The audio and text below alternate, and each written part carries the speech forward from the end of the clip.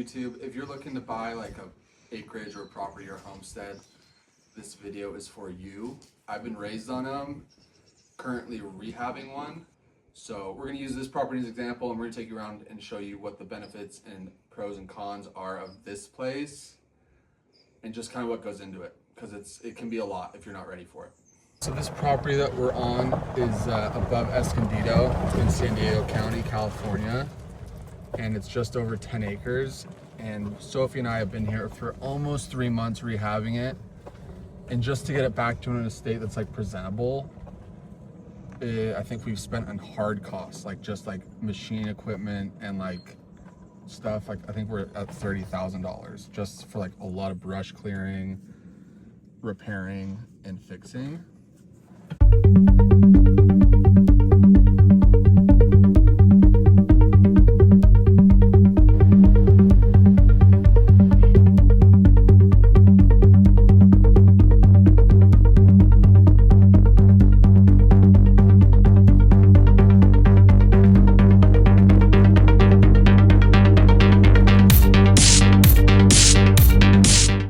Some of the pros of this property is like the infrastructure. It has a lot of infrastructure. So like, I mean, these sheds, you know, these at Home Depot are like 20 grand each.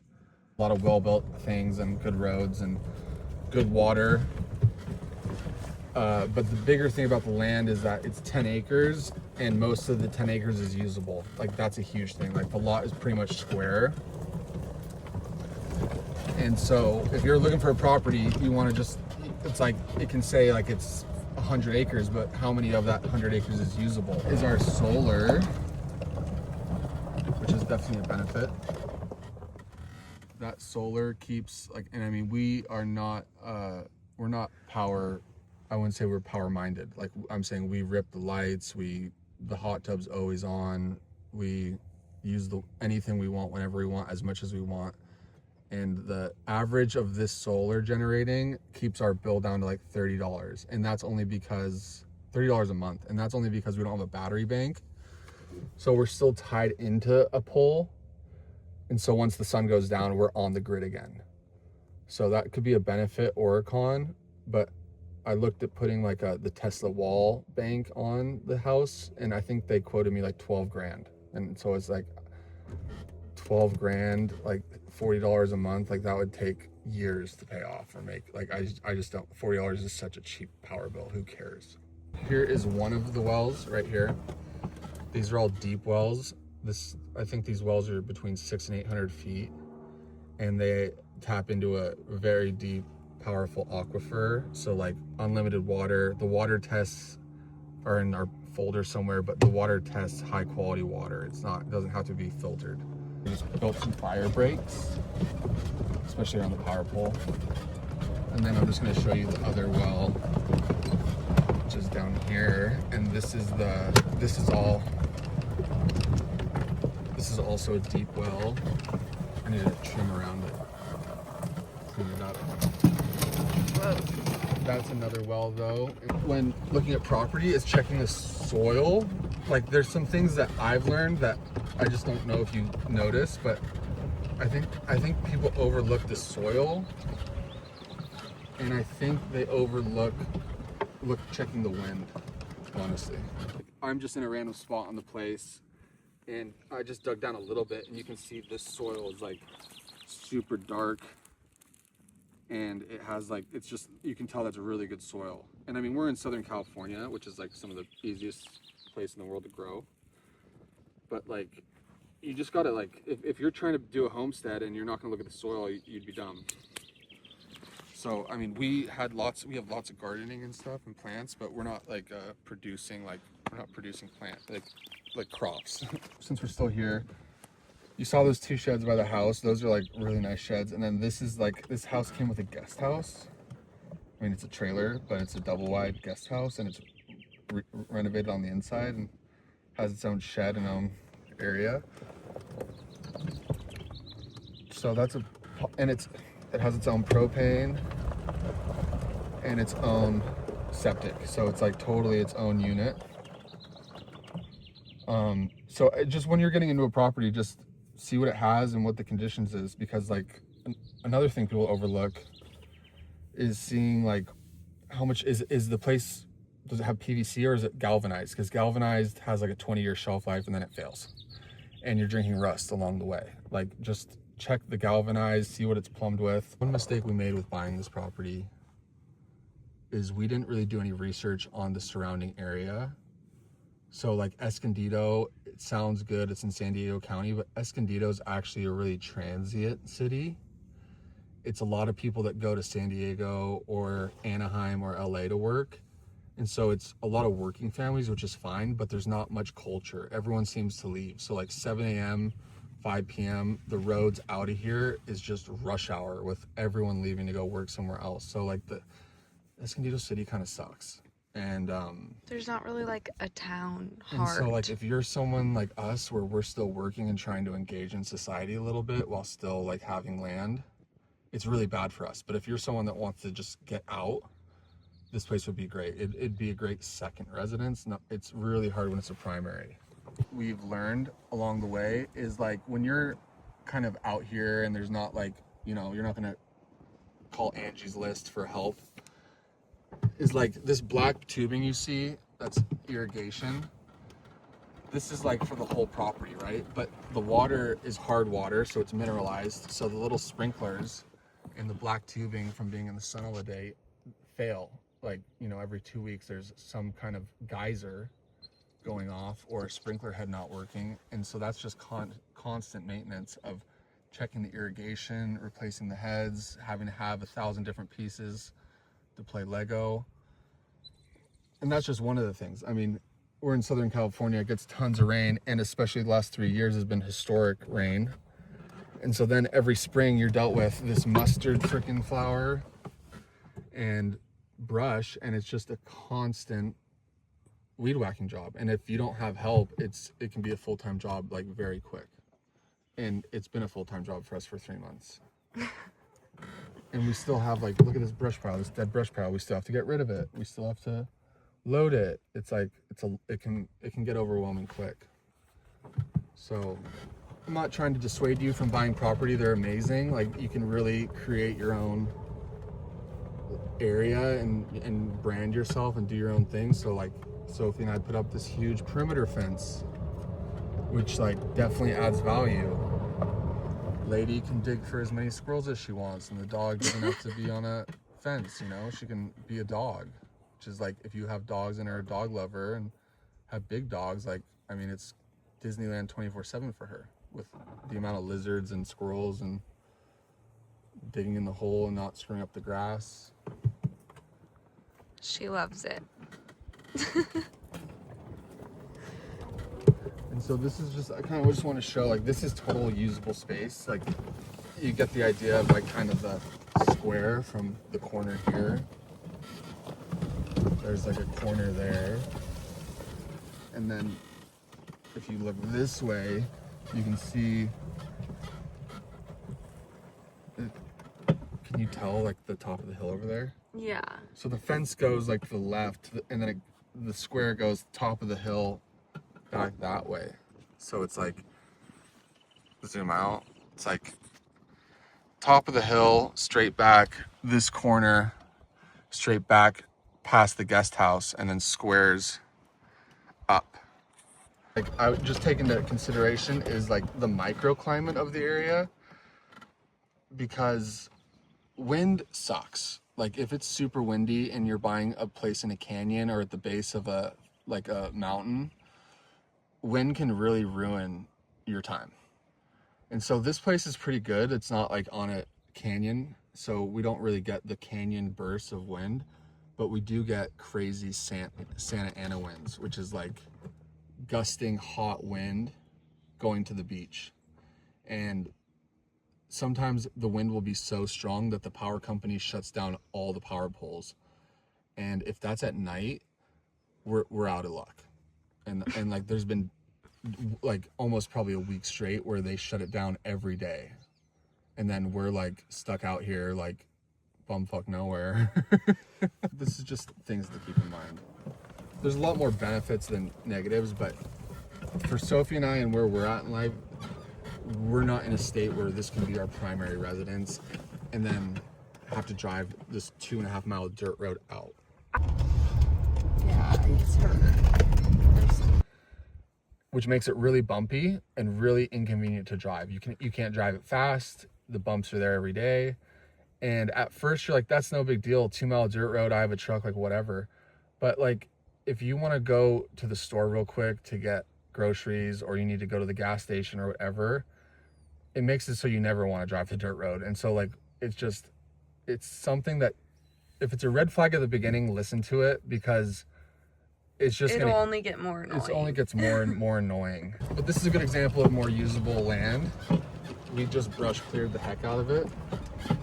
And so if you wanted to put giant greenhouses, or you wanted to put another riding ring for the horse, this is something that you could totally do. I mean, it's relative, it's totally flat. It's pretty much graded, maybe a little bit of bumps, but this is a ton of usable land. And if anything, it's just pretty to look at and not drive. One of the best parts about living on land is like the privacy and the quietness and being close to nature. Like, we love it. I mean, so this is our storage. This is our water. These are two 5,000-gallon water holds. The wells drive the water up here, and then they're gravity fed to the house. I mean, we have so many mature trees. You can see, like, this guy that we bought it for was planting his Christmas pines for 20 years. And these are things you just can't buy. Like, you can't put a price on them. They'd be very expensive, but there's just so many pines. There's so many eucalyptuses, and then you have great things like this where you have an orchard.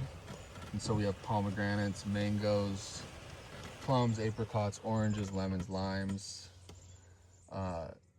and grapes. If you love gardening or growing or being in nature, I mean, this is the lifestyle for you. Just be prepared that you got to be prepared to handle every problem, big or small. This is one of Sophie and I's more favorite projects because you can get creative, but we wanted a grape tunnel. Just the grapevines weren't the most happy with just having a little bit of wire. They kept stretching and going up and out, and so we gave them rebar and tunneled it. And so this is about 3 weeks, I'd say, since we've done it, and they're latching on and they're taking over. There's a lot to talk about. Maybe we do another video, but there's like pest control, like the ground squirrels, the gophers. It's a constant war. So I mean, if you have a ranch hand or a property to help you with it, it's great. But show them all those valves. Like those valves, like I can't tell you how they're wired. And there's been plenty of times where the wire's ripped out, or a bird's grabbed it, or something stops working, and then you're sitting here for hours finagling with it and figuring out what's working. And it's fine if you like doing this work, but be prepared to tinker. This is another shed. It's a 2-story shed, plenty of storage. There's all our extra PVC and black piping that we use all the time. The thing that we really loved about this house, of why we paid the money we did, was because in the early 2000s there was a fire that cleared out this whole canyon because the power company was negligent on taking care of their power poles.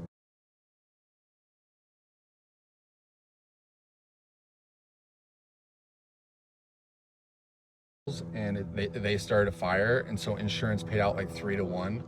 So the guy that owned this property had like 3 times the amount of money of the value of the house. So he built an absolute fortress, a fireproof fortress. You can see like these like shingles are like fireproof, like ceramic, freaking fired. Even the ends, like the ridges are cemented, so like no fire can get underneath it. The big takeaways from this are: get everything appraised. Make sure that the big things with like the house, if there is a house already, is check the foundation. If the foundation's solid, that's great. Another benefit, it's not a huge thing, but see if the plumbing's galvanized or if it's PVC, because if it's galvanized and it's 20 years old, you're gonna have to replace it. Look at the soil quality. see if you can, if there's wells, get the water tested. If there's not wells, make sure you can drill for wells and have water, because if you have water, that's the biggest thing. The water adds so much value to any land, and then the quality makes it even better. Check the wind. You don't want to be in a vortex. If you're in a vortex, that sucks, and that can ruin your experience. And then one thing I'd look at with your land or homestead that you're building is what's a way that you can generate revenue, because like a lot of these properties, especially if you're in California, the holding costs and the taxes are a lot, but how can you offset the costs and the maintenance of the place with something that you can produce? So it's like, if it's fruit, if it's growing crops or microgreens, or if it's like rent, like you can even, if it's Rent out the guest house. well, renting is easy. If you can rent out a structure, that's great. But even with animals, so like if you have a place and you want to rent out to people that need a place to keep their animals, so like horses cost a lot at stables. So like if you rented out part of your land or built a stable to rent to horses and then upcharge them for the monthly feed rate, it always takes this pressure off when the land is working and then you have a way that the land's making you money. If you're, this is one of the more enjoyable parts of a homestead or a property or place with land, is check out our garden. I love our garden. It's kind of spread out. We have like a lot of plants that we brought this is kind of like the hospital. Theoretically, in like our home one day we'll like plant all of these, but for now they're in pots. We're growing avocados from seeds in Colorado. Those are just from the grocery store. Dragon fruit That we've just been taking off the heads and planting all over the place. The roses are insane. Peonies, that's a big peonies. Everything's happy because everything was neglected.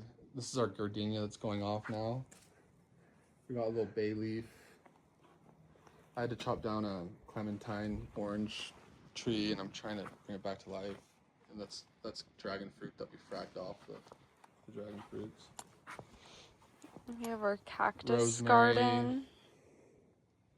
What is it? What is that? What's that cactus called? Peyote. Oh, this rose was pretty much dead, but we pruned it back and it's finally coming back, and it looks like it's going to put a flower out finally. Yay. These little things are called cosmos. We really like them. Everything just got hammered with the rain, so it's looking a little bad. Our banana tree's putting out anew. Finally. It was so sad. Our drive from Colorado, the trailer got below freezing. So a lot of our plants are like just kind of starting to be really happy again. This is, everything in the black pots is what we brought from Colorado that's rehabbing. This is San Pedro. But these roses, I mean, everything got hit with the rain, so they're looking a little sketchy, but those red roses are my favorite. They're so velvety. More roses, jasmine. So, I mean, you really can garden and design however you want, which is the fun part. We love it. More garden, Japanese maple. I mean, that red rose is insane. It's so cool. And then what are these again? These are really crazy plants. Yeah, those are bullhorn, I think. They're called bullhorn. I have these pine berries are going. They're called pine berries. It's like a strawberry, but they're white. So I just moved them from a bad spot over here, and I hope they take off. If you're looking to buy a ranch, homestead, property, or acreage or land or whatever, I included a checklist at the bottom if you want to skip all my talking. That kind of puts everything I covered in a document that will make your job easier when evaluating a property that you may or may not want to buy. So thanks for watching. Have a good one.